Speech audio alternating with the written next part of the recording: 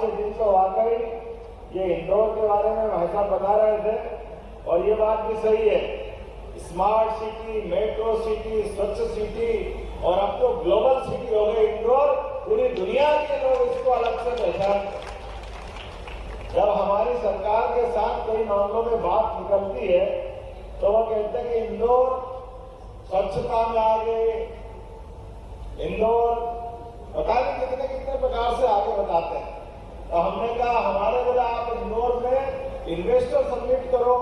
हमने कहा investor summit तो अभी हम इंदौर को रोल मॉडल बना के कर रहे हैं। जो बनेगी पूरा इंदौर पूरे प्रदेश में उतार देंगे और इंदौर को दिल्ली और मुंबई के टक्कर में बनाएंगे। ये संकल्प हमारा सबका। आज के दौर में इंदौर की व्यवस्थाओं को लेकर के आज बड़े गर्व के साथ कहना पड़ेगा, हमारा ये मालवा और मालवा का मध्य क्षेत्र इंदौर उज्जैन आने वाले समय में जिस प्रकार से समय करवट ले रहा है, एक एक करके जितनी सुविधा देश के अन्य राज्यों में, वो सारी की सारी सुविधाओं में सबसे बेहतर सुविधा नहीं है। तो मुझे गर्व है वो इंदौर में, इंदौर के नागरिकों को सबको बधाई देता हूँ। आईटी के मामले में, आईटी के लिए बेंगलोर, हैदराबाद बड़े बड़े नाम चलते थे, लेकिन आज के दौर में आईटी के लिए इंदौर कम नहीं है। इंदौर के लिए अभी भविष्य में आईटी की हम इन्वेस्टर समिट करने वाले हैं। वैसा एजुकेशन की दृष्टि से इंदौर में उससे बड़ा कार्यक्रम होने वाला। कुल मिलाकर के यहाँ के युवाओं के लिए और प्रदेश में एक बेहतर सकारात्मक माहौल बनाने के लिए एक एक करके प्रत्येक सेक्टर में काम कर रहे हैं। क्योंकि यशस्वी प्रधानमंत्री श्रीमान नरेंद्र मोदी जी के शब्दों में इंदौर हर दौर में बेहतर है, इंदौर की किसी से तुलना नहीं हो सकती। मैं आज के इस अवसर पर यशस्वी प्रधानमंत्री के लिए जोरदार अभिनंदन करो श्रीमान नरेंद्र मोदी जी के लिए,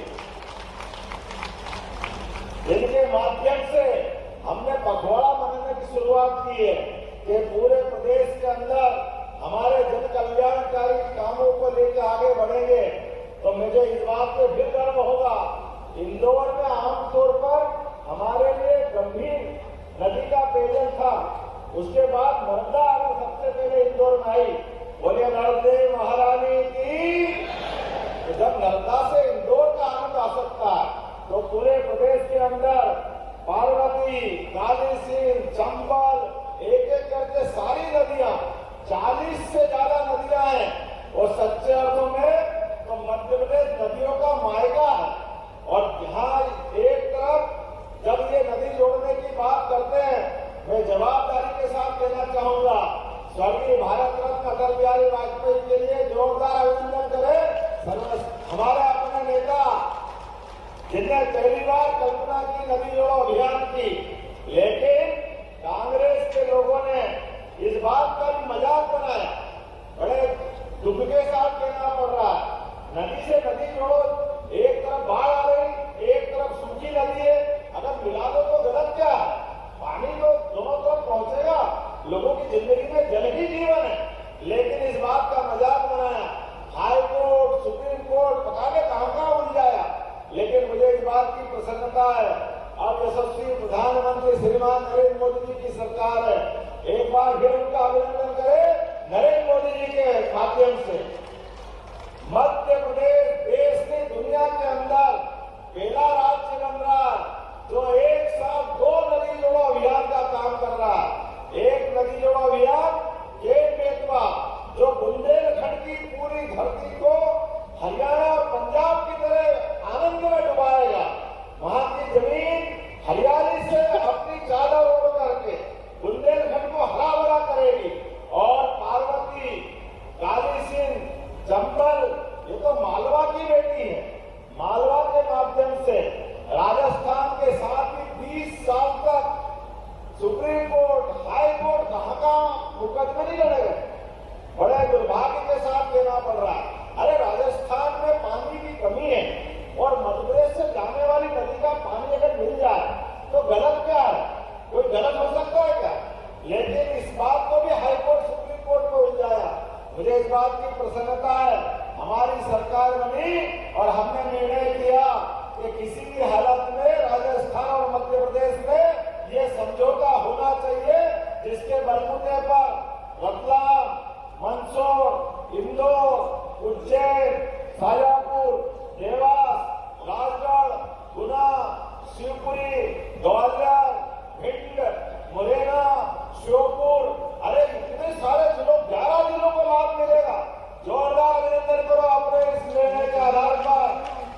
यशस्वी प्रधानमंत्री ने 17 तारीख के दिन जयपुर में पीकेसी योजना का भूमि पूजन करके दिखाया और 21 जिले राजस्थान के भी हमारा एक प्रदेश और माननीय मोदी जी के शब्दों में कि ये राज्य से राज्य के बीच आपस के ऐसे विषय को जोड़ करके जो देखा गया, ये देश में मिसाल बनेगा और कांग्रेसियों को इस बात से सबक लेना चाहिए। वर्षों तक इतने जल बंटवारे में लड़ाते रहे, कर्नाटक आंध्र से लड़ता रहा, तमिलनाडु केरल से लड़ता रहा। अरे जल के बंटवारे देश के अंदर नहीं होंगे, अगर मिलजुल के काम नहीं करेंगे तो कहां करेंगे? कोई राज्य पाकिस्तान में है क्या? अपने देश के अंदर है। हम ये नहीं कर सकते। अरे हम तो वो संस्कृति के लोग हैं जो हमको भूख लगी है, लेकिन कोई भूखा दरवाजा आ जाए तो अपनी थाली उसको देके आनंद महसूस करते। इतनी अच्छी संस्कृति हमारी। इसीलिए हमारी संस्कृति में कहा गया है, सर्वे भवन्तु सुखिनः, सर्वे सन्तु निरामया। हम तो सबके कल्याण की कामना करने वाले लोग, लेकिन दुर्भाग्य से केवल अपनी कुर्सी के लिए दल के अंदर की व्यवस्था से दूसरे दल वालों को नीचे दिखाने के लिए ये जो हल्के हथकंडे अपनाए जाते हैं, मित्रों आज भी बंद नहीं हुए हैं। बड़े दुर्भाग्य के साथ कहना पड़ रहा है। अरे हमारे गृह मंत्री अमित शाह जी और यशस्वी प्रधानमंत्री श्रीमान नरेंद्र मोदी जी अम्बेडकर जी के 5-5 तीर्थ बनाने का काम हमारी सरकार ने किया। अम्बेडकर जी को सदैव सम्मान देने का काम हमारी सरकार ने किया, लेकिन वोट के लालच में आप बताओ, ये आपके पास का महू का स्थान कैंटोनमेंट के जगह में था, माननीय कैलाश विधानसभा के विधायक थे। कांग्रेस के शासनकाल में महू में अम्बेडकर जी के लिए कुछ नहीं किया तो हमारी सरकार ने किया। जोरदार अभिनंदन करो, ये भारतीय जनता पार्टी की सरकार के बलबूते।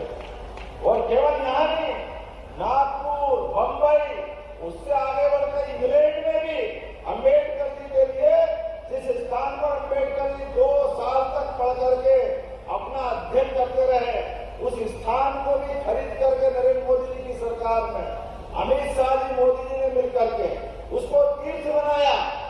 इंग्लैंड से लड़ाई लड़ी, इंग्लैंड में कई लोगों ने विरोध किया, लेकिन विरोध के बावजूद भी डॉक्टर अम्बेडकर जी का स्थान पूरे देश के लिए क्या बताने की जरूरत नहीं, जो सबके लिए लड़ते रहे। सभी मजलूम, गरीब, आदिवासी, वनवासी समाज के सभी वर्गों ने अपने समाज के पिछड़े लोगों को आगे लाने के लिए और संविधान का जो उनने बड़ा हमको अपने आप में योगदान दिया, ऐसे अम्बेडकर जी का हम अपमान कर सकते हैं क्या?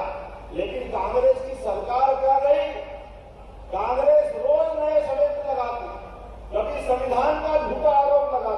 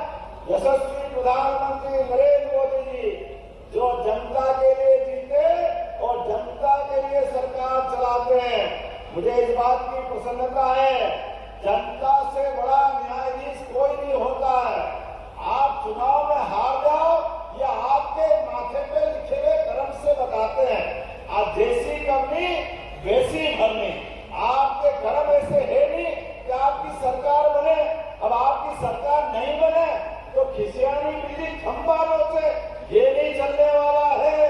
देश इसको बर्दाश्त नहीं करेगा। आज के इस अवसर पर इंदौर की धरती पर जब हम बात कर रहे हैं, हमने कहा यशस्वी प्रधानमंत्री के नेतृत्व में, उनने कहा था डबल इंजन की सरकार चलेगी, मध्य प्रदेश में भी भाजपा की सरकार बनना चाहिए और दिल्ली में भी माननीय मोदी जी के नेतृत्व में सरकार बनना चाहिए। मुझे इस बात की प्रसन्नता है, मध्य प्रदेश वालों ने क्या दिल खोल के वोट दिए। जोरदार अभिनंदन करो, मैं आपका वंदन करता हूं, अभिनंदन करता हूं। क्या वोट दिया आपने शंकर भैया। भूतो न भविष्यति, देवालय महादेव के नाम पे शंकर भगवान की क्या आनंद आया। ऐसा लगा कि मतपेटी से वोट निकल निकल के फाड़े जा रहा मशीन को, घे ठोक। यहाँ तो ये हाल हो गई कि कांग्रेस के प्रत्याशी खुद ही भाजपा में आ गए। इससे बढ़ के सौभाग्य की बात क्या हो। अब कांग्रेस का प्रत्याशी हमारे पास आ जाए, वो कांग्रेस से लड़ना नहीं चाहे, फिर भी ठीक रहा, हमारे माथे बोलो। अरे भैया, तुम अपने बाल बच्चों को संभाल नहीं पा रहे हो, तुम अपने कार्यकर्ताओं को संभाल नहीं पा रहे हो, तुम्हारी नीति ऐसी, कोई तुम्हारे बिना से लड़ना नहीं चाहता। अब हमारी क्या गलती। हमने तो कहा कि हम विकास के एजेंडे में चलना चाहते हैं। हाँ, एक बात है, नरेंद्र मोदी जी के नेतृत्व में सरकार देश के अंदर भी काम कर रही है, देश के बाहर भी ध्यान रख रही है। इसलिए देश के दुश्मनों के लिए वो गया जमाना मनमोहन सिंह जी वाला, जब हमारी बॉर्डर पर लोगों के सर काट के पाकिस्तान के लोग ले जाते थे और हमारी सरकार कहती हम क्या करें, पाकिस्तान पे हमारा बस नहीं है, पाकिस्तान का हम कुछ नहीं कर सकते। अब आओ बाबू, अब ये मोदी जी का शासन है, एक बार नहीं दो बार घर में घुस के बाहर करके बताने वाली सरकार है मोदी जी की सरकार। जैसे को तैसा जवाब देने वाली सरकार, देश के दुश्मनों का मान मर्दन कराने वाली सरकार। आज के इस दौर में जब मैं यहाँ बोलने के लिए खड़ा हूँ, तो आज के इस अवसर पर 1249 करोड़ के इंदौर में 42 कामों के लोकार्पण भूमि पूजन का मौका है। जोरदार अभिनंदन करो अपने इंदौर के इस कार्यक्रम के लिए। 1249 करोड़ और 511 करोड़ की लागत से आपने कान नदी का जीर्णोद्धार करते हुए उन्नत सीवरेज ट्रीटमेंट प्लांट का भी भूमि पूजन हुआ। जोरदार अभिनंदन करो, इससे झिपराजी भी सिद्ध होगी। हमारी नदी गंदी होके जाती है, उसका रोकने का प्रबंधन किया और जेल के लिए, केंद्रीय जेल के लिए, अतिरिक्त भवन के लिए 218 करोड़ के नए निर्माण कार्य का भूमि पूजन हुआ। जोरदार अभिनंदन करो अपने इस नए निर्माण कार्य के लिए। और ये मुझे बताया गया कि हमारे पास सीएनजी प्लांट ये 500 एमटीपी का है और अभी ये एशिया में नंबर 1, लेकिन अगर 800 का बना दे तो दुनिया में नंबर 1 हो जाएगा। अरे आपको क्या दिक्कत है, यहाँ तो 4 उंगली और सिर। मैं यहाँ बैठा हूँ, कैलाश जी भाई साहब बैठे, चिंता है कि चिंता बिल्कुल हो जाएगा, चिंता मत करो, हम दुनिया में नंबर 1 हो। ये हमारे यहाँ नहीं होगा तो कहाँ होगा। और आपने कहा कि नेहरू स्टेडियम का, अरे अपना नेहरू स्टेडियम की शान ही अलग, क्या तलवार चलाई उस दिन अपने यहाँ आनंद आ गया अहिल्या माता की जयंती के अवसर पर। तो हमारा नेहरू स्टेडियम को पूरा तोड़कर नया बनाया जाएगा, भव्य स्टेडियम बनाया जाएगा। ऐसी एक नहीं बहुत सारी बातें मैं कह सकता था, लेकिन अब आपके बीच में एक आह्वान जरूर करूंगा। हमारे बीच 11 दिसंबर से 11 दिसंबर के बाद 2 बार 11 बोलने पड़ेगी, क्योंकि 11 दिसंबर से हमारा अपना जन कल्याण पर्व भी चलेगा, जो 26 दिसंबर तक लगातार एक के बाद एक सौगातें देने वाला रहेगा, जिसका चरमोत्कर्ष रहेगा 25 दिसंबर को स्वर्गीय भारत रत्न अटल बिहारी वाजपेयी जी की जयंती के दिन विश्व का सबसे बड़ा नदी जोड़ो अभियान का शुभारंभ करने के लिए यशस्वी प्रधानमंत्री नरेंद्र मोदी जी आ रहे हैं मध्य प्रदेश की धरती पर। हम उनका अभिनंदन करते हुए अपने 15 दिन के पखवाड़े के समापन की तरफ बढ़ेंगे। लेकिन जनता के लिए, सरकार के एक एक विभाग की योजनाओं के लिए, नीचे जनता के घर घर पहुंचाने के लिए हमारा ये जन कल्याण अभियान चल रहा है, जो 11 दिसंबर से 26 जनवरी तक चलेगा। 76 प्रकार की अलग अलग जन कल्याणकारी योजनाओं को घर घर दरवाजा कुंडी बजा बजा करके हमारे अधिकारी कर्मचारी और अपने सभी माननीय पार्षद और जनप्रतिनिधि सुने, हम सबका दायित्व है, हम चुने गए जनता की सेवा के लिए। तो जनता की सेवा, जनता के बीच जाने का पखवाड़ा मनाने के बाद हमारा ये अभियान सफल बनाना है। एक एक आदमी को ढूंढ ढूंढ करके उनका लाभ उन तक पहुंचाना है। बोला आप सब तैयार हैं? अपने स्थान पे खड़े हो जाओ, दोनों हाथ की मुट्ठी बांध करके। और आप भी 26 जनवरी तक एक एक व्यक्ति जब तक कि अपने सभी हितग्राहियों के पास नहीं पहुंचे तब तक